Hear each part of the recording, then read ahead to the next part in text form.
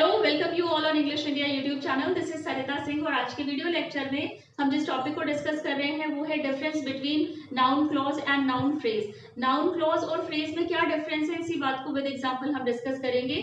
Phrases की series complete हो चुकी है। हमने फ्रेजेस में उसके सभी टाइप के फ्रेजेस को, noun phrase, adverb phrase, verb phrase, adjective phrase, prepositional phrase, infinitive phrase, Geraint phrase, participle phrase, इन सभी फ्रेजेस को हम ऑलरेडी डिस्कस कर चुके हैं। वीडियोस अगर आपने नहीं देखी हैं तो चैनल की प्लेलिस्ट पे आपको प्रीवियस के वीडियोस मिल जाएंगे।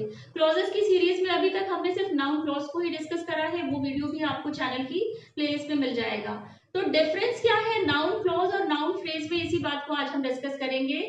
इन दोनों में ही इन दोनों के डिफरेंस को समझने से पहले हमें नाउन को समझना, फ्रेजेस को समझना एंड क्लॉजेस को समझना जरूरी है। जब हम नाउन की बात करते हैं तो वो सभी चीजें जिनके नाम हैं, वो सभी पर्सन, एनिमल, थिंग्स, फीलिंग या एक्टिविटी जिनके नाम है वो नाउन होते हैं।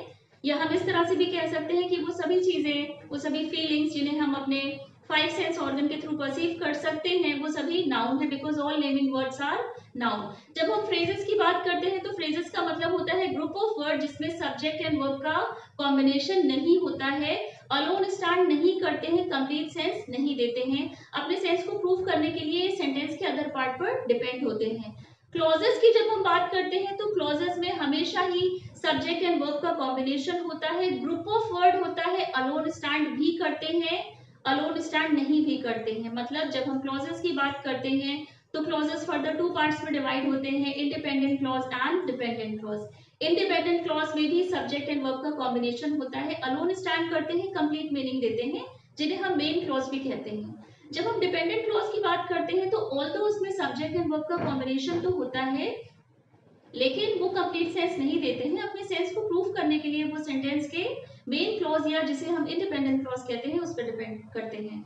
जब हम डिपेंडेंट क्लॉज की बात करते हैं तो वो फर्दर थ्री पार्ट्स में डिवाइड होते हैं, noun clause, adjective clause and adverb clause. तो आज हमारा topic of discussion noun clause और नाउन फ्रेज में क्या डिफरेंस है, ये दोनों ही किसी भी सेंटेंस में किस तरह से वर्क करते हैं, आप किस तरह से आइडेंटिफाई करेंगे कि कब ये group of word as a noun phrase की तरह आया है या ये ग्रुप ऑफ वर्ड कब एज अ नाउन क्लॉज की तरह आया है।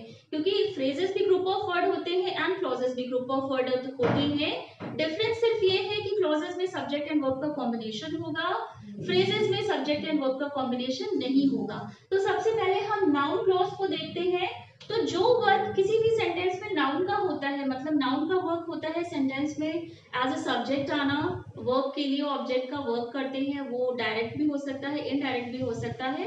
प्रीपोजिशन के लिए भी ऑब्जेक्ट का वर्क नाउन ही करता है एंड सब्जेक्ट को कॉम्प्लीमेंट भी नाउन करता है। तो जो वर्क नाउन का होता है किसी भी सेंटेंस में, सेम वही वर्क नाउन क्लॉज का होता है किसी भी सेंटेंस में एंड सेम वो वर्क नाउन फ्रेज का भी होता है। तो सबसे पहले हम नाउन क्लॉज को डिस्कस करेंगे। तो ये भी फंक्शन करता है किसी भी सेंटेंस में नाउन की तरह, इसमें सब्जेक्ट एंड वर्ब का अग्रीमेंट होता है, मतलब जो नाउन क्लॉज का ग्रुप ऑफ वर्ड होगा उसमें सब्जेक्ट भी होगा एंड वर्ब भी होगा, कॉम्बिनेशन होगा।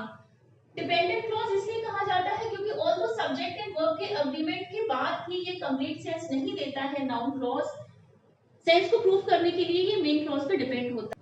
नाउन क्लॉज की जब हम स्ट्रक्चर की बात करते हैं तो उसमें सबसे पहले सबऑर्डिनेटिव कंजंक्शंस आते हैं, जिन्हें हम रिलेटिव प्रोनाउंस भी कह सकते हैं।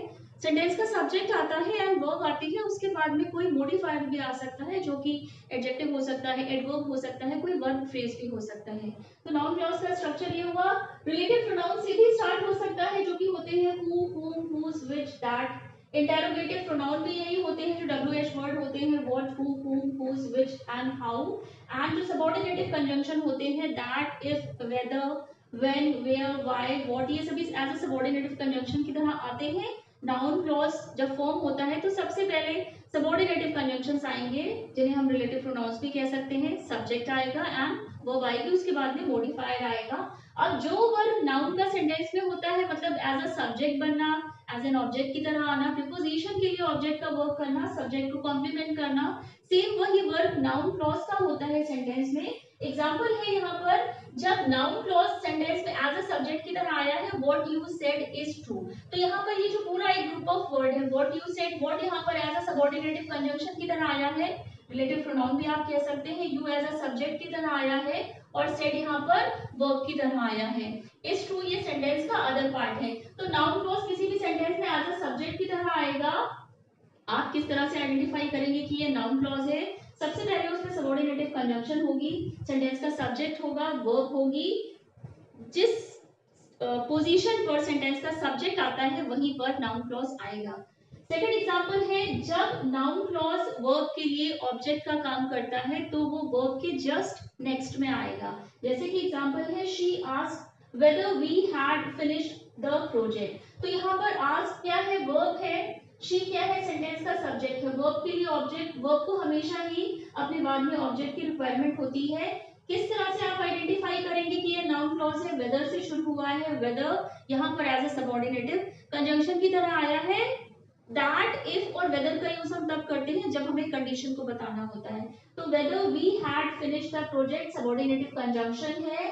वी यहाँ पर एज अ सब्जेक्ट की तरह आया है, हैड भी यहाँ पर एज अ हेल्पिंग वर्ब की तरह आया है, एंड फिनिश्ड यहाँ पर एज अ मेन वर्ब की तरह आया है। द प्रोजेक्ट भी यहाँ पर सेंटेंस में एज अ मॉडिफायर की तरह आया है।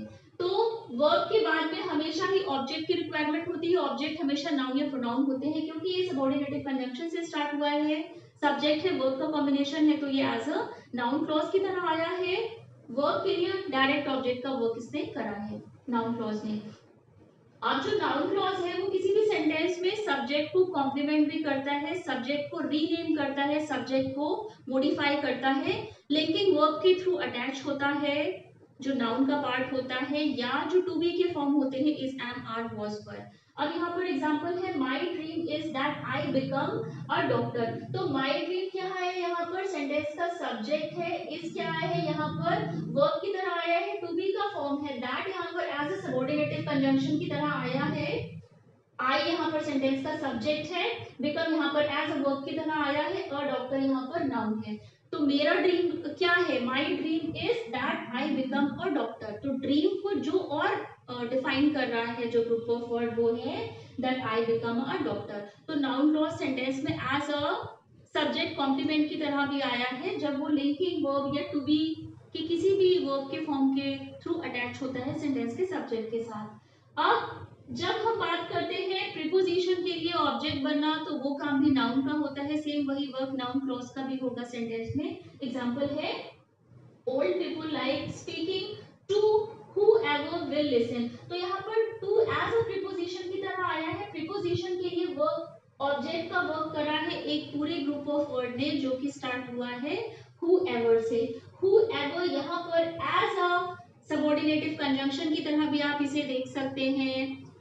WH वर्ड में जब हम एवर को ऐड करते हैं तो हम किसी एक पर्टिकुलर पर्सन के बारे में ना बात करके हम इन जनरल बात करते हैं कि वो कोई भी पर्सन हो सकता है।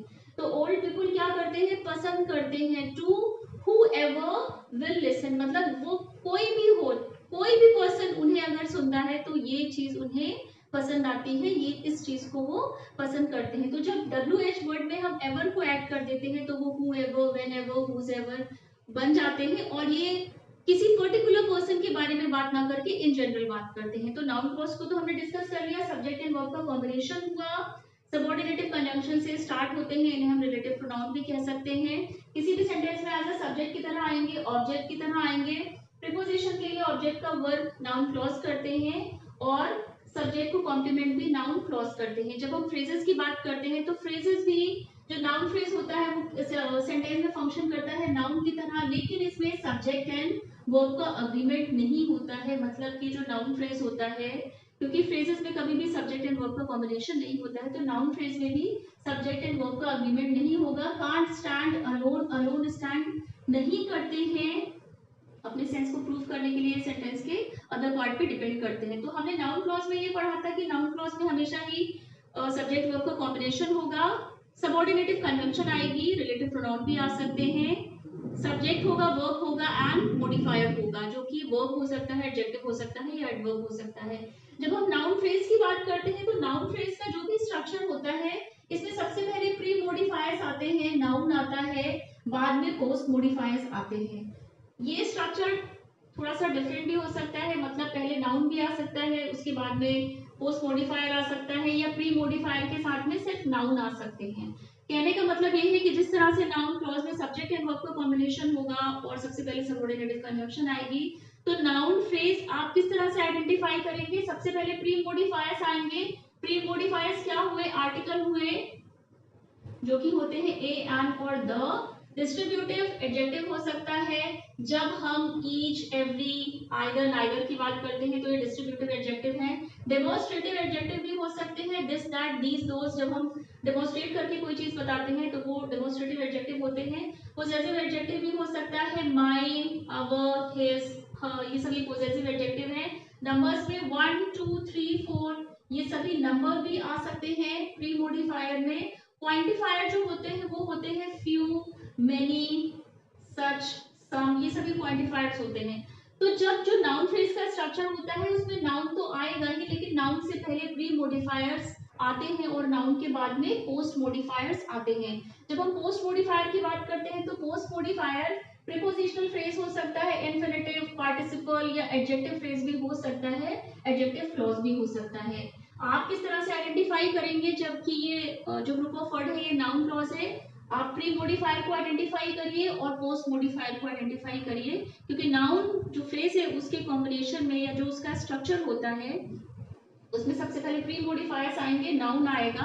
नाउन एज अ हेडवर्ड की तरह वर्क करेगा। सेंटेंस में आप किस तरह से आइडेंटिफाई करेंगे कि ये नाउन फ्रेज है? तो सबसे पहले आप नाउन को सॉर्ट आउट करिए। नाउन से पहले आपको प्री मॉडिफायर्स मिल जाएंगे और नाउन के बाद में आपको पोस्ट मॉडिफायर्स मिल जाएंगे। अब हम एग्जांपल्स देखते हैं कुछ नाउन फ्रेज के, जैसे कि our parents have bought a house in the village. तो यहाँ पर जो आवर पेरेंट्स है, पेरेंट्स क्या है? नाउन है।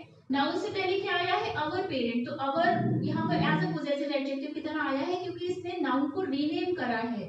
तो पूरा ग्रुप ऑफ वर्ड है अवर पेरेंट्स, यहाँ पर एज अ नाउन फ्रेज की तरह आया है। सब्जेक्ट एंड वर्ब का कॉम्बिनेशन नहीं है क्योंकि फ्रेजेस में सब्जेक्ट एंड वर्ब का कॉम्बिनेशन नहीं होता है। अवर parents have bought a house in the village. तो यहाँ पर एक सेंटेंस में दो फ्रेजेस भी आ सकते हैं, जैसे कि यहाँ पर है अ हाउस इन द विलेज। तो आ क्या है? यहाँ पर आर्टिकल की तरह आया है हाउस। सबसे पहले आपको हेडवर्ड ढूंढना होगा, मतलब सेंटेंस में फ्रेज को आइडेंटिफाई करने के लिए, नाउन फ्रेज को आइडेंटिफाई करने के लिए आपको हेडवर्ड, मतलब हेड वर्ड जो होगा वो नाउन होगा, उसको आइडेंटिफाई करना होगा। पेरेंट्स यहाँ पर एज ए हेडवर्ड की तरह आया है। हाउस भी यहाँ पर नाउन है, हेडवर्ड की तरह आया है। हाउस से पहले आर्टिकल ए आया है और इन द विलेज ये पूरा ही एक प्रीपोजिशनल फ्रेज है। हमने डिस्कस करा था प्री मॉडिफायर आएगा जो कि आर्टिकल हो सकता है, पॉसेसिव एडजेक्टिव हो सकता है, डेमोन्स्ट्रेटिव या डिस्ट्रीब्यूटिव एडजेक्टिव हो सकता है, नाउन आएगा और पोस्ट मॉडिफायर्स आएंगे। तो किसी भी एक सेंटेंस में दो फ्रेजेस भी हो सकते हैं। आप नाउन को सॉर्ट आउट करिए, नाउन के बाद, नाउन से पहले और बाद में जो भी मॉडिफायर्स आए हैं उन्हें आप समझिए।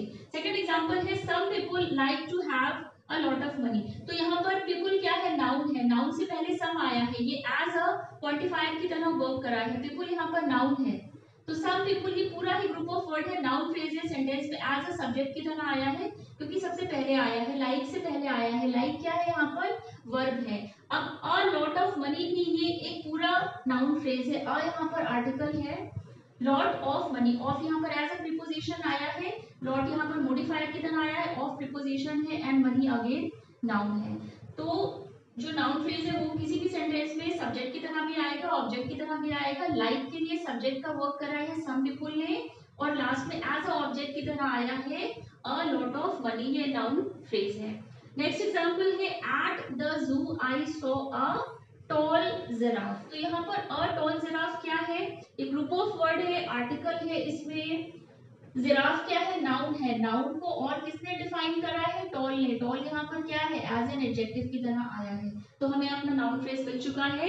अब यहाँ पर नाउन फ्रेज या नाउन क्लॉज को आइडेंटिफाई करने की एक ट्रिक ये भी है कि आप उस नाउन फ्रेज को या उस नाउन क्लॉज को नाउन या प्रोनाउन से रिप्लेस कर दीजिए। जैसे कि अब यहाँ पर ये भी हो सकता है at the zoo I saw a lion, या at the zoo I saw him, या at the zoo I saw Radha. आप किसी का नाम भी ले सकते हैं। तो नाउन फ्रेज या नाउन क्लॉज को आइडेंटिफाई करने के लिए आप उस पूरे ग्रुप ऑफ वर्ड को किसी नाउन या प्रोनाउन से रिप्लेस भी कर सकते हैं। अब यहाँ पर एग्जांपल है the tall girl is very the tall girl is a good dancer. तो यहाँ पर द टॉल गर्ल ये सेंटेंस में एज अ सब्जेक्ट की तरह आया है, द यहाँ पर एज अ डिटर्मिनर की तरह आया है, आर्टिकल की तरह आया है, टॉल यहाँ पर एडजेक्टिव है जो गर्ल को डिफाइन कर रहा है। तो पूरा एक ग्रुप ऑफ वर्ड है, प्री मोडिफायर भी है, नाउन भी है एंड पोस्ट मोडिफायर भी है। तो ये नाउन फ्रेज है।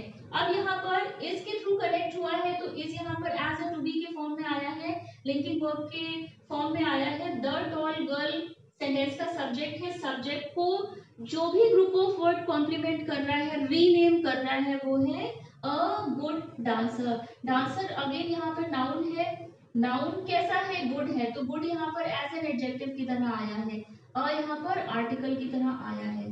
तो किसी एक सेंटेंस में दो नाउन फ्रेज भी हो सकते हैं। यहाँ पर the tall girl as a sentence में सब्जेक्ट की तरह आया है, अ गुड डांसर ये सेंटेंस में एज अ सब्जेक्ट को कॉम्प्लीमेंट कर रहा है, सब्जेक्ट कॉम्प्लीमेंट की तरह आया है। तो जो वर्क नाउन का होता है किसी भी सेंटेंस में सब्जेक्ट बनना, ऑब्जेक्ट बनना या सब्जेक्ट को कॉम्प्लीमेंट करना, सेम वही वर्क नाउन क्लोज का और नाउन फ्रेज का भी होता है सेंटेंस में। लास्ट एग्जांपल देखते हैं, I love my old grey dog. तो यहाँ पर आप आइडेंटिफाई करिए माई क्या है, यहाँ पर पोजेसिव एडजेक्टिव है, ओल्ड और डॉग क्या है, डॉग नाउन है। नाउन किस तरह का है, डॉग कैसा है, ग्रे है, तो ग्रे यहाँ पर एडजेक्टिव है।